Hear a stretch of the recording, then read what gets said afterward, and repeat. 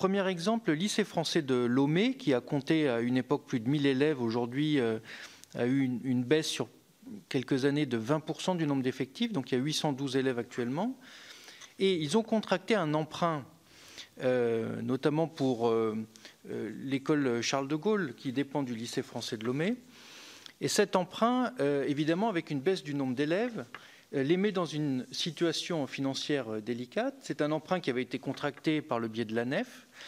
Or, depuis 3 ans, il y a une situation de blocage entre la Direction générale du Trésor et l'ANEF. Et cet établissement, donc, que j'ai visité la semaine dernière, souhaite rééchelonner sa dette.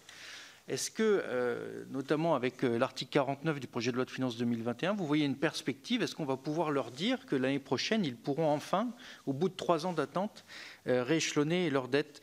C'est un exemple parmi d'autres, hein, évidemment. Winston Churchill est également concerné à Londres, etc. Autre cas, autre situation, le lycée français Saint-Exupéry à Ouagadougou, que j'ai vu jeudi, est dans une situation tout à fait différente. Le nombre d'élèves, lui, est stable. Mais la situation sécuritaire s'est considérablement dégradée en 2 ans. Le 11 novembre, quand j'y étais pour les cérémonies du 11 novembre, il y a eu 14 morts de l'armée régulière dans une embuscade de groupes armés terroristes. Et cela a évidemment une conséquence sur le lycée, c'est la question de l'attractivité pour recruter des enseignants. Et par exemple, pour cette rentrée, on m'a expliqué qu'il y avait 6 postes vacants pour lesquels il n'y a tout simplement eu 0 candidat. Donc la question de l'attractivité dans des situations aussi délicates, la carte aux voyageurs du Quai d'Orsay a été détériorée 2 fois en 1 an pour le Burkina Faso. Et donc, de manière, et là j'élargis la question, de manière plus générale, qu'en est-il de l'attractivité et de la possibilité de recruter dans nos établissements à l'échelle du réseau? Je vous remercie. Merci Ronan. La parole est maintenant à André Valigny, co-rapporteur. Oui, mais ça va aller très vite, Monsieur le Président, parce que la plupart des questions que nous avions préparées ont trouvé réponse dans l'exposé liminaire de Monsieur le Directeur. Une simple question, Monsieur le Directeur. Est-ce que tout ce qui va être fait ou ce qui est fait pour le Liban, pour les écoles au Liban, est fait en coordination avec ce que fait le Fonds pour les écoles chrétiennes du Moyen-Orient? À Lomé, c'est effectivement un établissement qui est dans une évolution parce qu'en fait, il a reprofilé son organisation et effectivement, il est confronté à un déséquilibre économique qui, j'espère, ne durera pas au-delà de 3 ou 4 ans, ce qui est long quand même et qu'il faut accompagner. Alors, nous l'accompagnons bien entendu et notamment à la rentrée prochaine.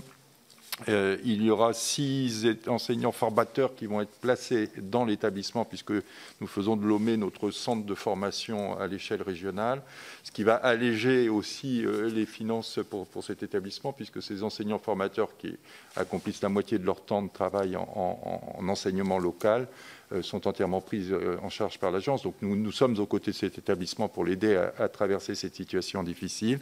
Et effectivement, comme d'autres établissements, il souhaiterait pouvoir renégocier le remboursement de l'emprunt qu'il a souscrit. On a cité le cas de Churchill, il y a le cas de Saint-Dominique à Rome, il y a plusieurs établissements qui l'ont demandé. Je sais que le sénateur Ferrand suit ça de très très près et de façon très ouverte et positive. Je sais que dans le cas, par exemple, de la Banque transatlantique que j'ai rencontrée, ils sont tout à fait prêts à regarder ça. Il se pose la question de savoir si la garantie de l'État qui a été accordée peut être renouvelée vis-à-vis d'un dispositif qui lui-même est gelé, le dispositif de la nef, ou s'il faut passer sur un autre dispositif. Moi, je suis favorable à ce qu'on fasse le plus simplement possible et le plus rapidement possible pour ces établissements.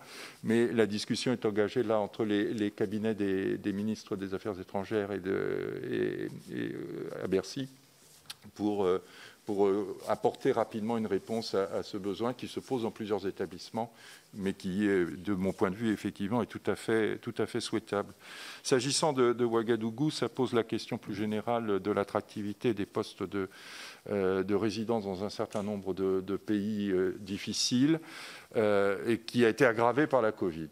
Dans le cas de Ouagadougou, par exemple, l'année dernière, il y avait 8 postes vacants, ils avaient tous été pourvus. Cette année, nous avions 5 postes vacants, aucun n'a été pourvu, parce que le contexte sécuritaire général, plus la Covid, ça fait beaucoup. Mais on a eu ce problème en général, c'est-à-dire pour la première fois cet été, habituellement on a une 60aine de postes qui à l'issue du mouvement de l'été ne sont pas pourvus, pour des raisons variées. Cette année on a plus de 200 postes qui n'ont pas été pourvus, avec beaucoup d'enseignants qui ont renoncé à partir dans le courant de l'été. Pas obligatoirement d'ailleurs vers des zones dites difficiles au plan sécuritaire, mais simplement parce que les perspectives d'être bloqué pendant des mois dans un pays, de ne pas pouvoir revenir voir sa famille, etc., ont fait renoncer un certain nombre. Et donc c'est un problème. Mais pour répondre au cas de Ouagadougou et puis de ces pays pour lesquels l'ISVL qui est versé aux enseignants n'est pas très élevée, elle n'est pas particulièrement attirante, quand ils vivent dans un contexte normal, ils franchissent le pas, mais dans un contexte très dur, ils se posent vraiment la question très légitimement. Ce que l'on va faire pour les pays les plus difficiles, c'est que lorsque l'on voit qu'on a plusieurs postes qui n'ont pas été pourvus, et si ça se répète en particulier, on va transformer des postes en postes d'expatriés formateurs. Et donc de remplacer, par exemple, plusieurs enseignants résidents de primaire, on les remplace par un enseignant maître formateur, qui a donc une mission de formation de personnels locaux autour de lui pour maintenir la qualité dans l'établissement. Et là, les primes de l'expatriation permettent, je pense, j'espère en tout cas, permettront de trouver plus facilement des personnels que la situation actuelle.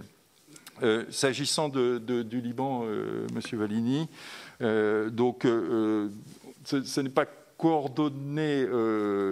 On s'informe sur le fonds. Le fonds de soutien aux écoles chrétiennes, donc lui est géré, le dossier est géré par le Quai d'Orsay, mais les 2 millions, je crois, qui sont consacrés par ce fonds vont principalement à des établissements non homologués. Nous soutenons les établissements homologués, qui d'ailleurs, parmi lesquels un très grand nombre sont des établissements chrétiens, et donc qui vont bénéficier de ce soutien. Ils en ont bénéficié dans le cadre de l'aide aux familles libanaises en difficulté, plus de 5 millions d'euros qui ont été consacrés uniquement aux familles libanaises dans les établissements non conventionnés, puisque les conventionnés, on les a traités d'une autre façon, donc 5 millions qui ont été traités là.